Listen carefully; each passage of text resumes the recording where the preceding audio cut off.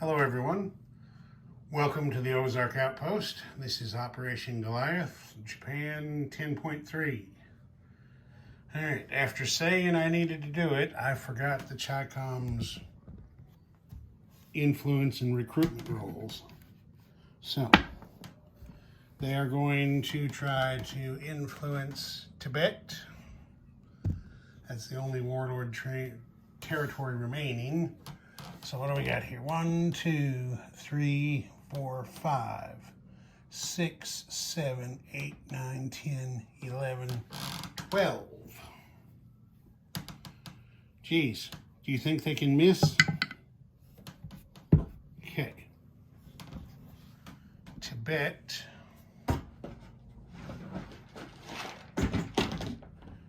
Is now Communist Chinese.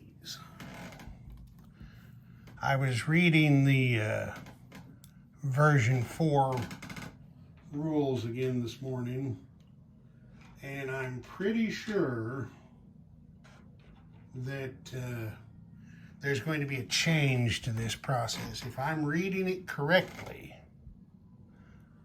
when you go to do your warlord influence roll, you can only count the territories the Communist Chinese control that are actually adjacent to the one you're trying to influence, which in this case would be 3 instead of 12.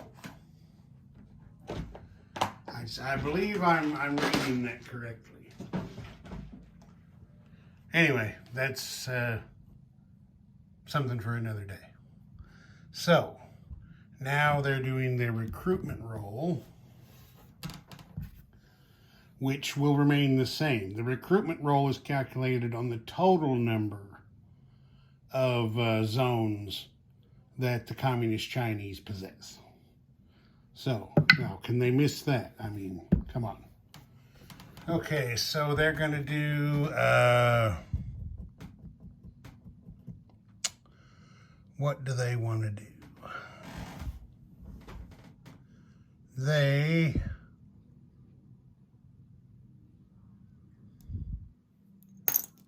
son of a bitch made a mess everywhere.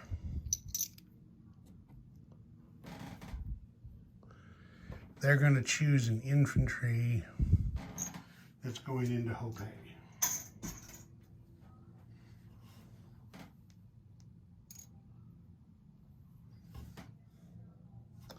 So there's that. Okay, housekeeping done. The Japanese are not going to do any influence. They have 3 tech rolls.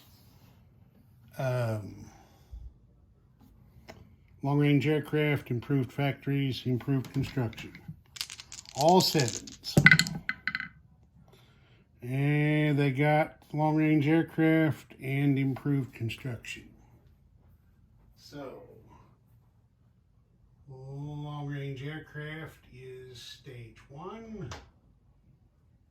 Improved construction goes to stage 3. All right, purchase. The Japanese spent all of their money. They've completed their battle cruiser for 6, a heavy cruiser for 5, and a light cruiser for 4. They bought a tactical bomber and a fighter. Now remember, since they captured the aluminum marker down at Malaya, these are -1. So these are 9 and 10 is what they cost.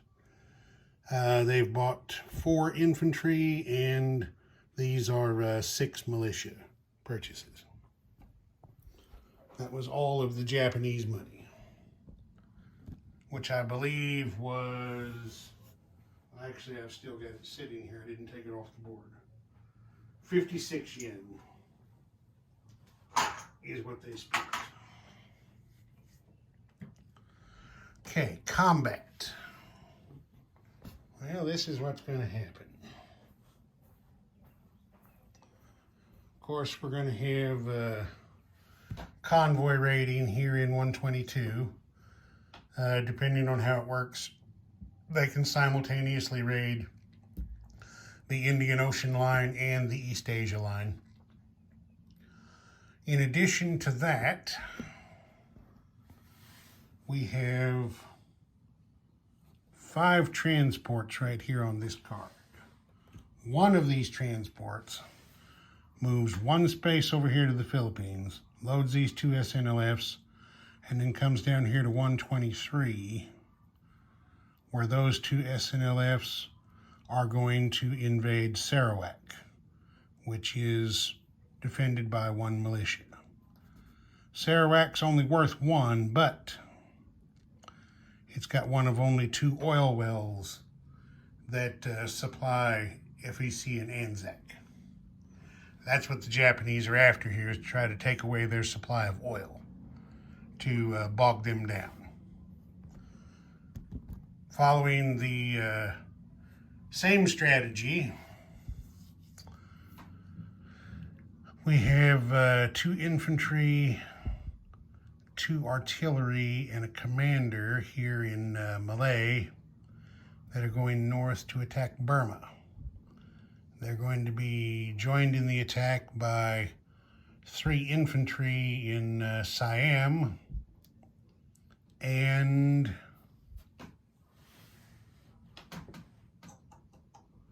a tactical bomber and 2 fighters from this fleet right here.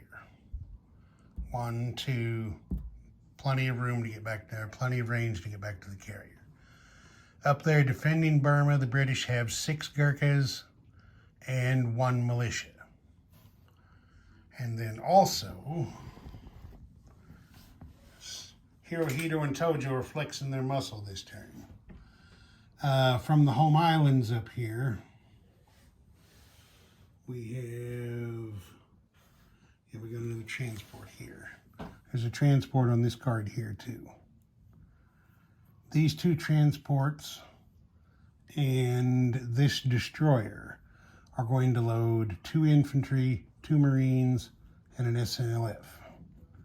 And they are going 1, 2, 3 spaces down to here.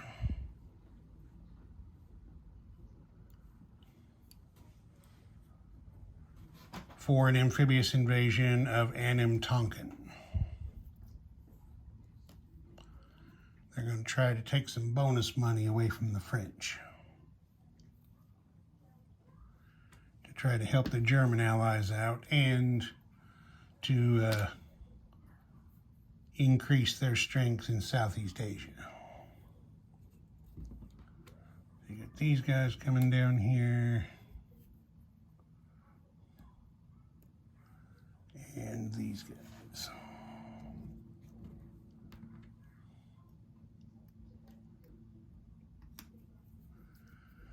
And since Siam borders Anam Tonkin, this commander, he's coming over here to lend his support to the attack. Okay, that's it for combat. The first thing we'll do is the convoy rating.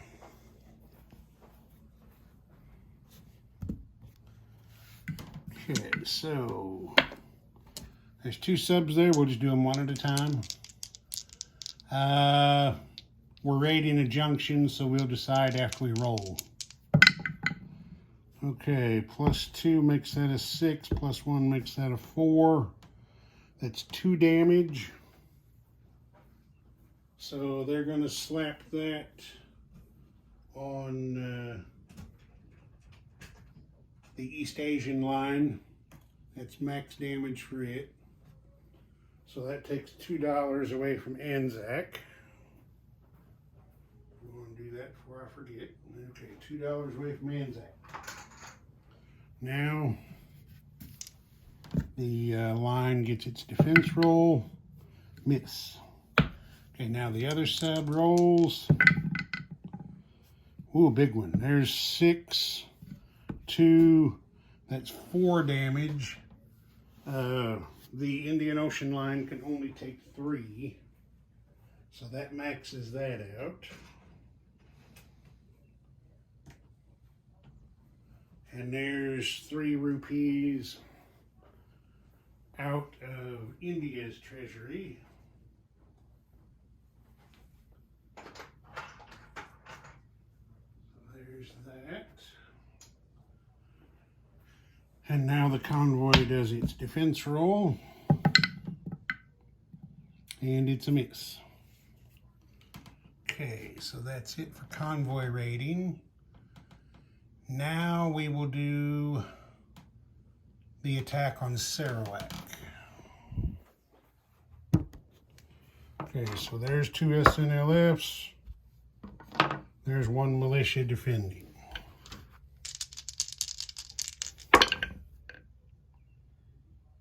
Okay. SNLF's attack at a 3 on the first round wasn't good enough. Everybody misses.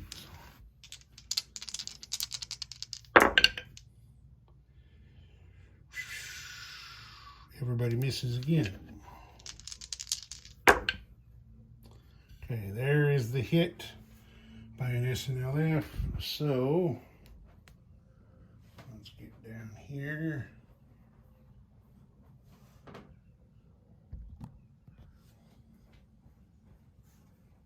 Grab a roundel.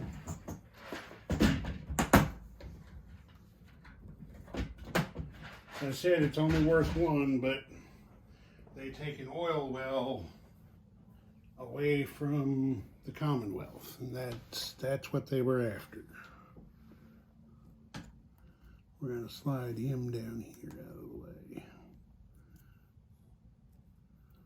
Okay, so that's Japanese. There's 2 SNLFs sitting on this.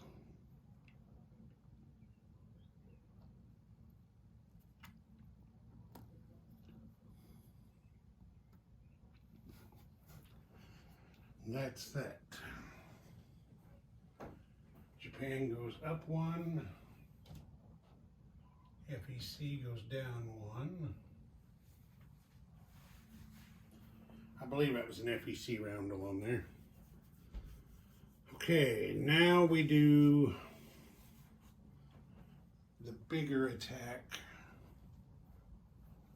on Burma. For this one, I'm going to have to use the battle board. So let me set it up. Okay, real quick, I looked at the map wrong.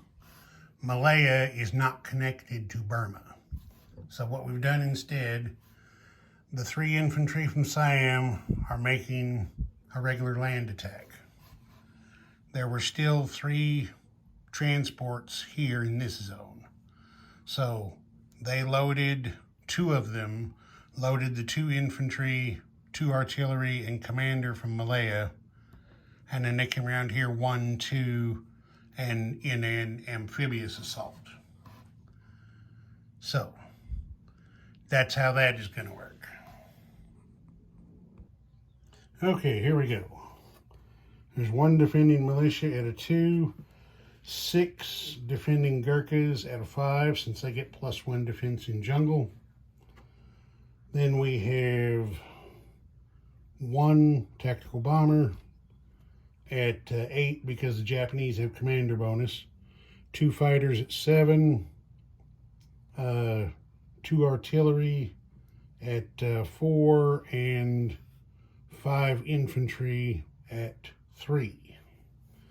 So, for the first round, the 2 artillery that are amphibiously assaulting have to come off,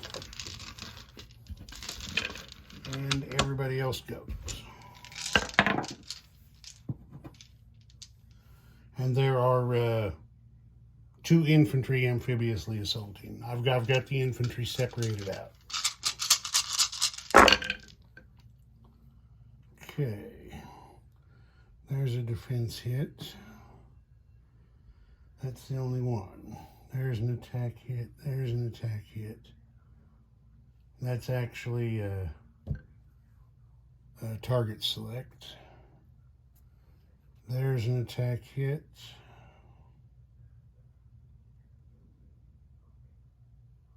Looks like that's it. Okay, 1 defense hit kills one of the amphibious, kills 2, both of the amphibiously assaulting infantry. Double casualties first round. Okay, the target select hit is going, of course, on one of the Gurkhas.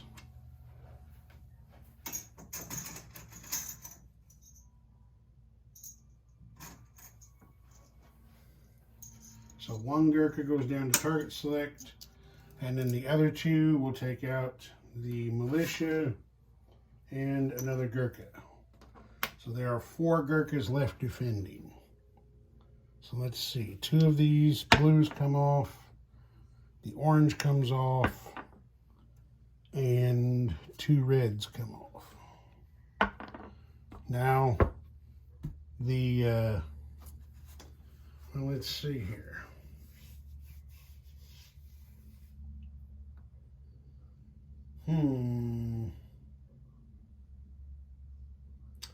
There are still infantry involved in the attack. Land attacking infantry.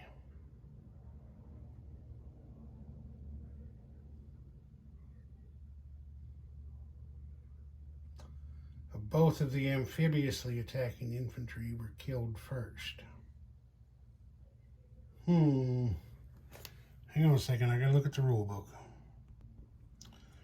The rule book doesn't specify it, but it makes sense to me that if there are no infantry on the beachhead, the artillery could not come ashore, because the land infantry are attacking from a different direction in a different area. So the artillery are going to have to stay out on the transports and not participate.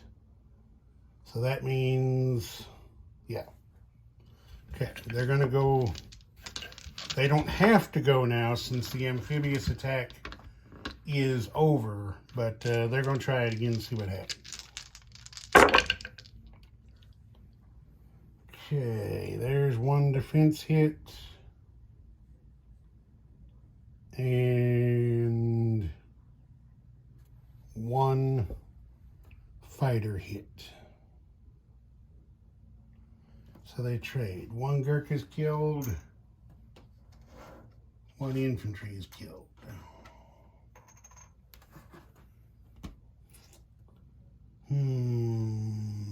So take off one blue and one red. He's going to try it again.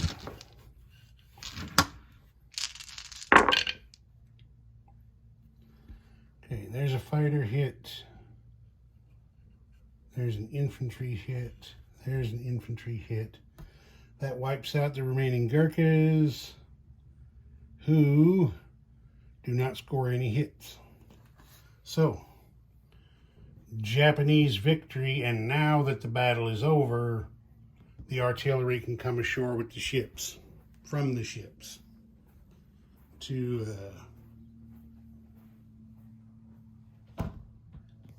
complete their combat move. So we need another roundel.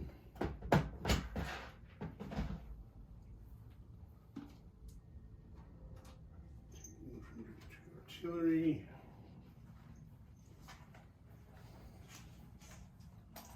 This not only strengthens the Japanese position in Southeast Asia, quite a bit actually, but as I said before, the real objective of this attack was that oil well. Because now Anzac and FEC have 0 oil of their own. Okay, so that is Japan up 1, FEC down another 1.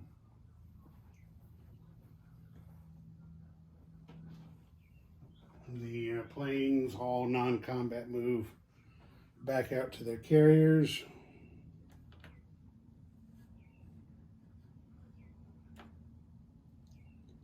So here's that taken care of.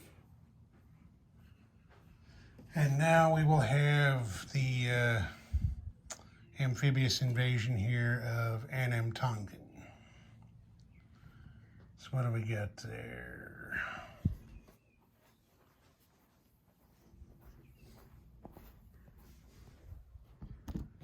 Okay, there's 2 SNLFs, there's 2 Marines, there's 1 infantry, and then 1 defender.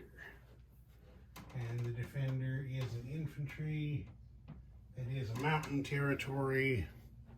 So these guys are all, well, the SNLFs.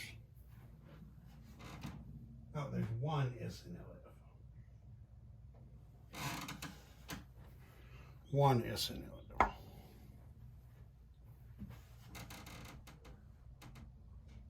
Yeah. The SNLF is going to attack at a 2 on the first round. That's him. SNLF Marines. SNLF Marines. Infantry. Now I got it right. Okay. Now we're set. Okay, the SNLF scored a hit. The defending infantry missed. So,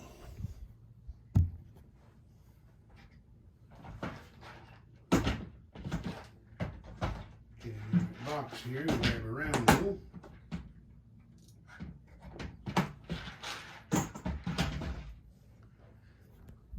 Now this is a pretty good boost to the Japanese position in Southeast Asia because they just added quite a few more troops to the force they have available down here. And they took bonus income away from the French. Well, that might help the Germans a little bit, we'll see.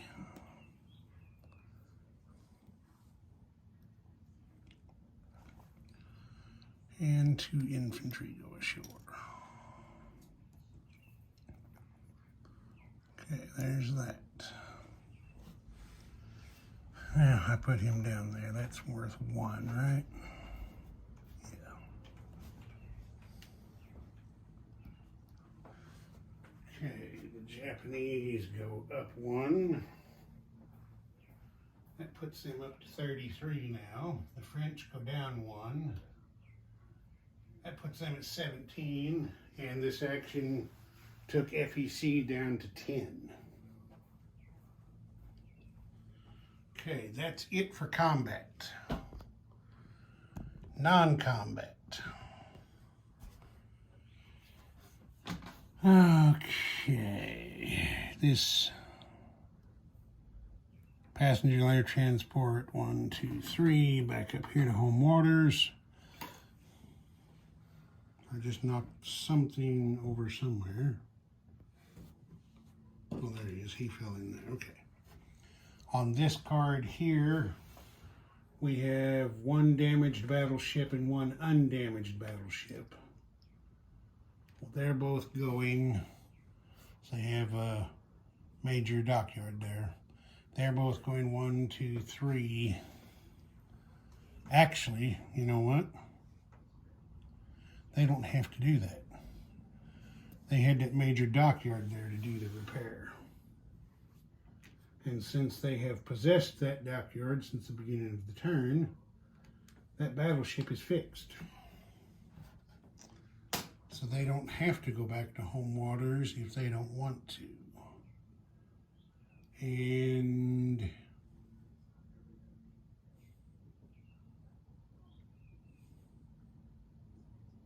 for the moment, I don't think they want to.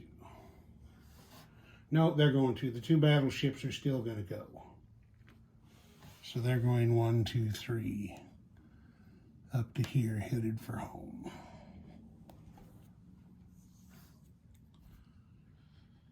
Okay. This transport was still here. It didn't do anything this turn. The 2 transports that carried the troops from the home islands are right there. So this transport goes 1, 2, 3 back to home waters. This light cruiser is going to dip down here to shepherd this transport so it's not left by itself.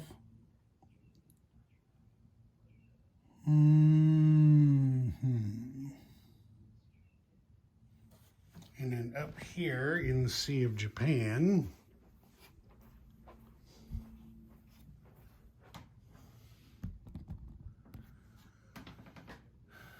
this tactical bomber, he's flying out to a light carrier.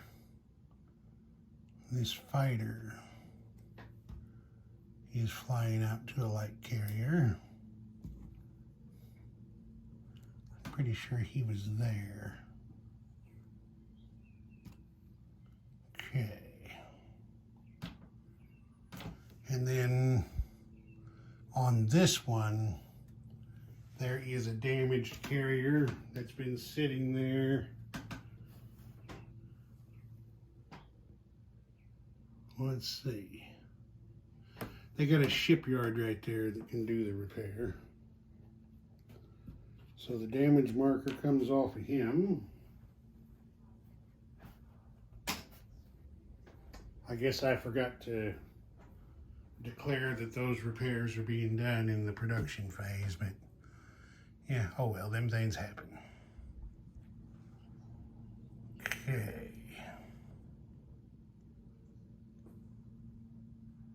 That's going to be it for non-combat. All right, place units.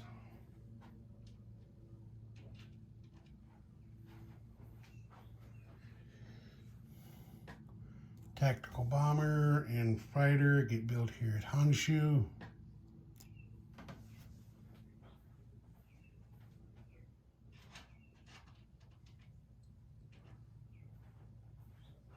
These 3 ships all get built here in the Sea of Japan.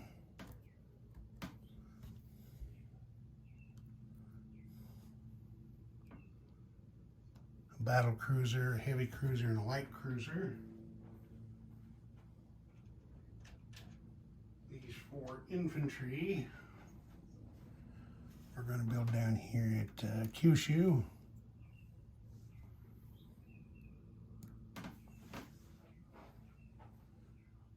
And then the militias. Okay. We're adding 1 militia to the Tokyo garrison.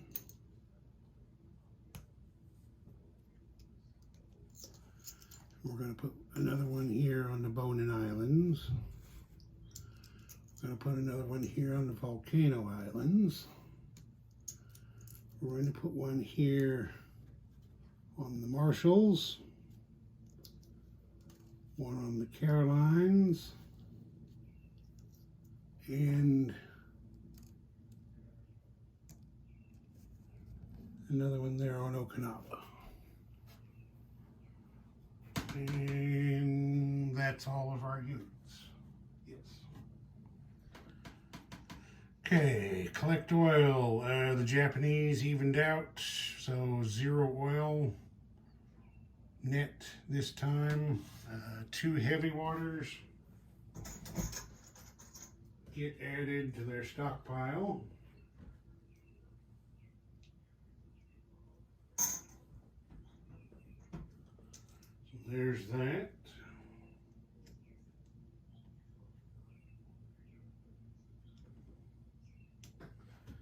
They haven't been doing much, most of these guys, with the atomic expansion, but it requires a lot of money to be able to do it. Actually, I looked at that. I was looking at the wrong thing. The Japanese have a net loss of 3 oil this turn. So there's 3 oil taken away.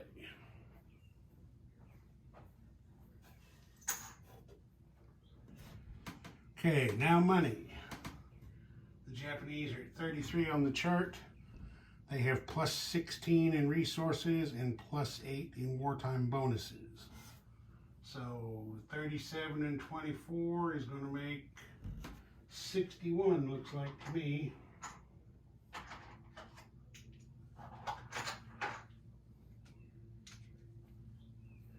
That goes in the Japanese bank. And that's that. Ozark Outpost. Over and out.